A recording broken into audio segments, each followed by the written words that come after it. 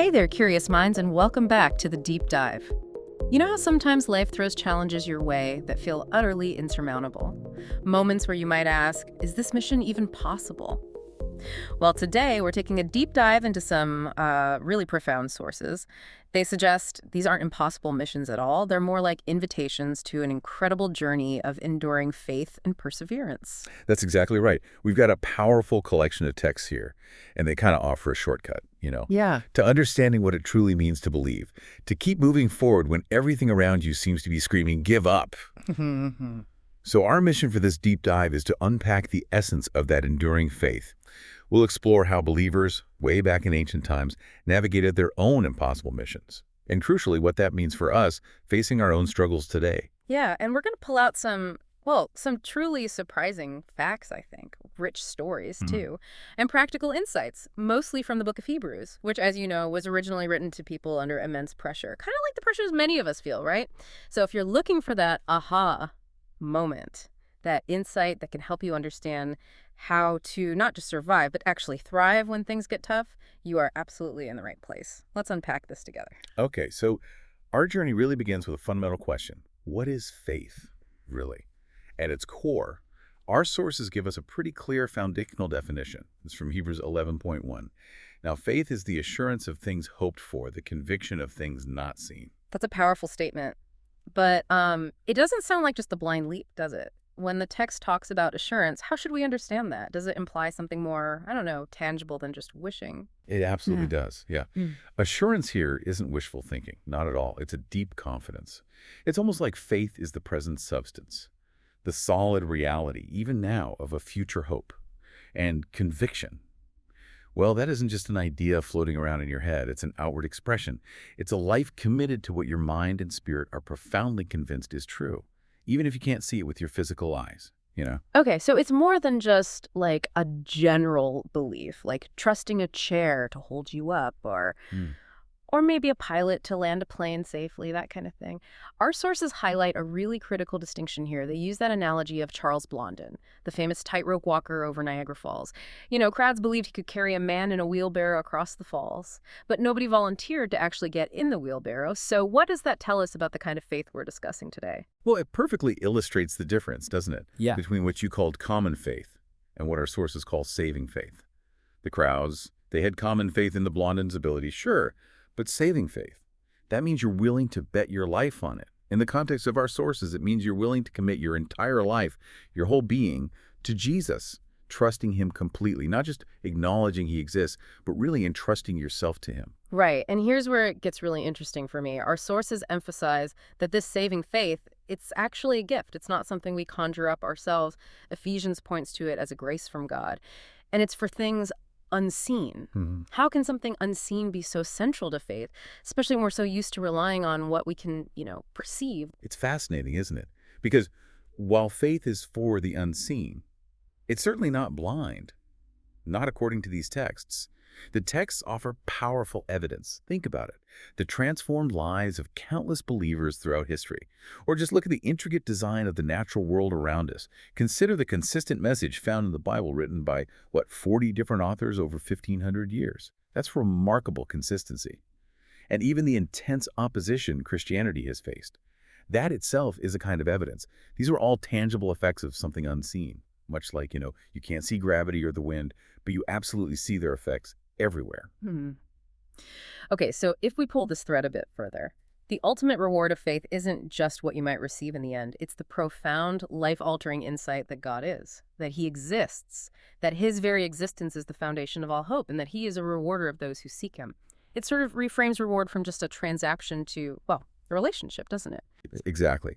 A relationship built on trust in his character and promises. And to help us really grasp this enduring faith, to see it in action, the author of Hebrews takes us on this remarkable journey through the Old Testament, highlighting what really amounts to a hall of faith. These aren't just dusty old stories. They're powerful testimonies of perseverance. They show us what this kind of saving faith truly looks like when lived out. Yeah, it's like the author saying, look at all these incredible people you admire. They all had faith in the coming Messiah, the one you now know, even if they never saw those promises completely fulfilled in their own lifetime. Precisely. They all died in faith without receiving the promises. That's the key phrase. but having seen them and having welcomed them from a distance. Yeah. Think of Abraham. He left his comfortable home, not knowing where he was going, or he lived in tents for decades, waiting for a promised land his descendants wouldn't actually possess for another 400 years. Imagine that patience. Or Sarah, who conceived in her old age, completely against biological odds, yet she never lived to see her descendants number the stars, as promised. They were all seeking a country of their own, a heavenly one. This is perseverance through what we might call deferred hope, waiting for God's timing. And this faith was always tested, wasn't it? It wasn't easy street for them. The sources make it abundantly clear that life was difficult for these Old Testament heroes too. Abraham, for example, faced the ultimate test, being asked to sacrifice Isaac, but his faith was so strong he believed God could even raise Isaac from the dead. Or Moses, choosing to suffer with God's people rather than enjoy the passing pleasures of sin as an Egyptian prince, enduring, the text says, as seeing him who is unseen. That's powerful imagery. It really is. Yeah. And this raises an important question for us, right here, right now. What do our tests reveal about our faith? The texts echo what James says later. The testing of your faith produces endurance. It's through these trials, these difficulties, that our faith gets refined.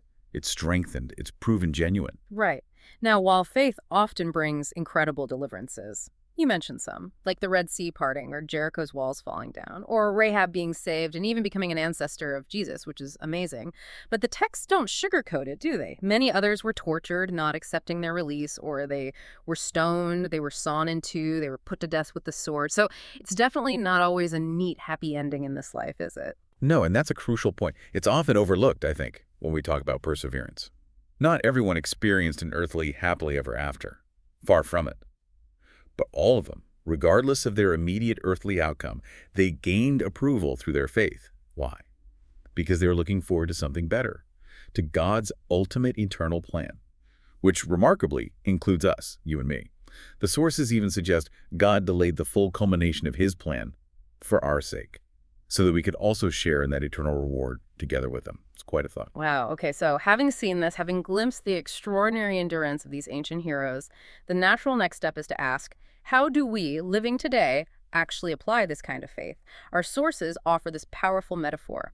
Our Christian journey isn't a leisurely stroll, is it?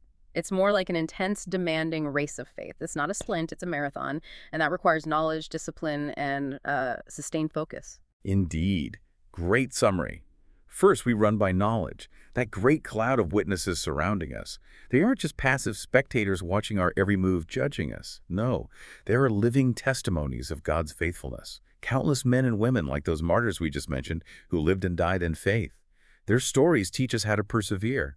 They don't paralyze us with fear of failure, but they inspire us. They show us God's enduring faithfulness through them. That's a really critical distinction. So when we're struggling today, we're encouraged to look to figures like Joseph, sold into slavery, right, but ultimately rescued nations. Or Rahab, a Gentile woman once defined by her past, who believed and became an ancestor of Jesus himself. Even Peter, who famously denied Jesus, yet became a champion of the faith. It's like our sources are saying, hey, there's probably someone in the Bible who has struggled with exactly what you are struggling with right now. Learn from their perseverance. See how they pressed on. Exactly. Learn from them. Second, we run by discipline. The text urges us to lay aside every encumbrance and the sin which so easily entangles us. Now, the sin here in this context often refers to apostasy, which is, turning away or deserting one's faith, especially under pressure or persecution. But encumbrances, that can be anything hindering our race, even things that aren't inherently bad or sinful in themselves, like an Olympic swimmer shaving off hair to reduce drag. It's not wrong to have hair, but it hinders the race. It's about being willing to remove anything that slows us down in our pursuit of Jesus. That really hits home. I think we all have those encumbrances, don't we? Even good things, maybe, that just add drag to our own race, and sometimes it's hard to even identify them. Okay, and finally, we run by focusing. My brother had this great senior quote back in high school. Obstacles only appear when you take your eyes off the goal. And our sources tell us exactly that. Keep fixing our eyes on Jesus, the author and perfecter of faith. Right. And this brings us to that tough question many listeners might have. Why do bad things happen to God's people? If God is loving, why suffering? Well, look at Jesus himself. He endured the cross, despising the shame. Why? For the joy set before him. He knew the ultimate prize, the outcome. Our struggles, too, are somehow part of God's sovereign plan, a plan to bring about his glory. whether it was Abraham's gut-wrenching test or the blind man in the Gospels whose blindness served a greater purpose. Every hardship, when viewed through the lens of faith, points towards God's greater purpose, even if we don't see it immediately. And here's the best part, but the part that gives us such hope, I think. Jesus is not just the author of our faith, the one who starts it, but he's also the perfecter of it. He finishes it. He sustains it. He's at the right hand of the Father right now, making requests for us, interceding for us. This means we finish this race not by our own willpower, our own might, but by his love and his strength working in us. It reminds me of those stories you hear about marathon runners who collapse, but someone helps them across the line. Or worse, they mistake a false finish line. We need to keep our eyes fixed on the ultimate true prize, which is him. Absolutely. But let's be honest. Life is hard sometimes. Right. Really hard. Our sources don't shy away from that reality at all. They remind us that suffering is, well, a normal, even expected part of the Christian life. Moses, Jesus himself, Paul, they all spoke of tribulation and persecution for believers. So the message is clear. Don't be surprised when trials come your way. The problem often isn't the suffering itself, but maybe our misunderstanding of its purpose. So what is the common misunderstanding then? And why does God allow his children to suffer? Our sources highlight that powerful testimony from Joni Eareckson Tada, a quadriplegic who, despite just immense suffering, including things like breast cancer later on, she still gives God glory, famously saying, "Suffering provides the gym equipment on which my faith can be exercised." That's just a profound reframe, isn't it? It truly is a very different perspective, and this is where the concept of discipline becomes crucial. It's not always punishment for specific sins, though it can be. Often it's training, like an athlete trains. God, as a loving father, disciplines us. The text compares it directly. Just as earthly parents train their children, sometimes through hardship or correction, to prepare them for life's challenges. Our Heavenly Father uses suffering to prepare us, to mature us, to make us ready to inherit the kingdom. Even Jesus, the text says, though he was God's son, learned obedience from the things which he suffered. That's astonishing. Wow. So, okay, when we experience pain or difficulty, the proper response maybe isn't just asking, "Why me, God?" But shifting to ask, "God, what do you want me to learn from this suffering?" That's a fundamental shift in perspective, isn't it? Like that story you hear about Rick Burgess after his young son tragically drowned. He eventually chose to seek God's purpose in his unbearable pain rather than just question it.